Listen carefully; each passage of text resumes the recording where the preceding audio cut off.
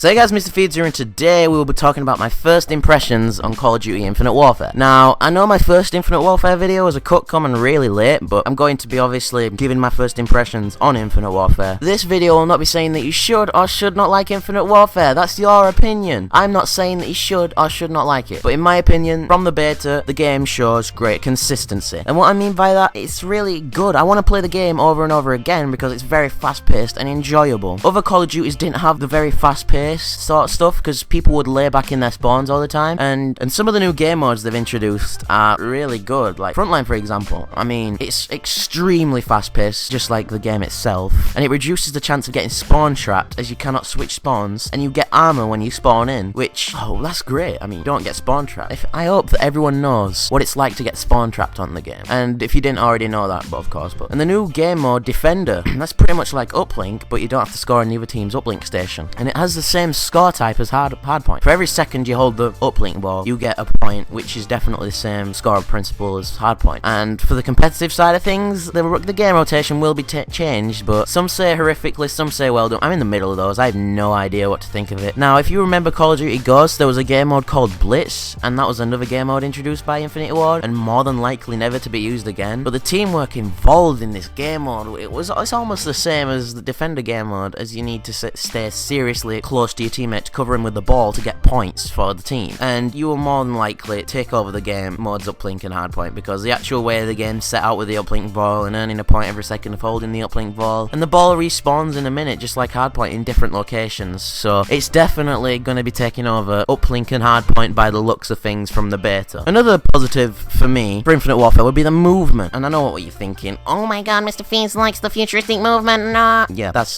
not the case. I do prefer boots on the ground, but the way Call of Duty is going at the moment, we will more than likely have to deal with the movement in future Call of Duty games. So I've become accustomed to the new movement and learned to accept it. Back to the movement, it feels really smooth and reliable. If you compare it to Black Ops 3 boost jump, then I guarantee people will say and agree what I'll say is, well, the movement feels a lot nicer than Black Ops 3. Let me know in the comment section whether you guys like the movement or not, but in my opinion it feels so smooth and so much better than Black Ops 3. I'm not sure about you guys' opinion, but I think that you die way too quickly on this game. It's like you're versing a child, because they are very vulnerable at all costs, and if you're not careful, you could easily mess up and die. Well, maybe a bit dark comparing it to a kid, but, well, you are very vulnerable at all times, and pretty much anything kills really quickly on this game. Maybe not with shotguns, but it's pretty much anything can kill quickly, and basically whoever gets the first shot in a gunfight is pretty much won, unless you or your opposition has really bad accuracy, and then whoever didn't get the first shot actually has a chance to win the gunfight. And with the addition with variants, it'll probably mean that we'll die even quicker as it already is. The maps for me are very good, and again, fast-paced, which if you didn't work out already, I love fast-paced lobbies in Call of Duty, as it's more fun. You get the most out of your opponents, and they are more than likely going to be decent or really good at the game. And if they're rushing and being fast-paced, I mean, if you play the map Frontier, it's so small, and again, fast-paced, but I guess that if you're a fan of Nuketown, you'll probably be a fan of the map Frontier, because it's really small, and Team Deathmatch is now really fast-paced. You can count how many times I've said fast-paced in this video, it's way too much. But TDM has become really fast-paced. If you really have played it on the beta, the game ends easily in 4 to 5 minutes. 4 to 5 minutes. It's so quick, I would say a lot quicker than the other Call of Duties. So imagine the map Frontier on Team Deathmatch. How fast would it be? I'm thinking it could easily finish in 3 minutes, but that's my prediction. I think it'll probably still be 4 minutes. But anyway, yeah. A negative, which really should have been obvious from Infinity Ward's perspective, is the hit marker noise. It's not as rewarding as other Call of Duties. Take Black Ops 3's hit marker noise, for example. It's loud and gives you adrenaline to go in for the kill even more with the noise, knowing that you're possibly one step closer towards a kill. And saying as though Infinity Ward started off the rewarding hit marker sound with COD 4 and Modern Warfare 2 onwards, this should have really been a no-brainer for Infinity Ward, and they're not going to change. As Infinity Ward tweeted, "We've gone gold, excited for our new upcoming MP beta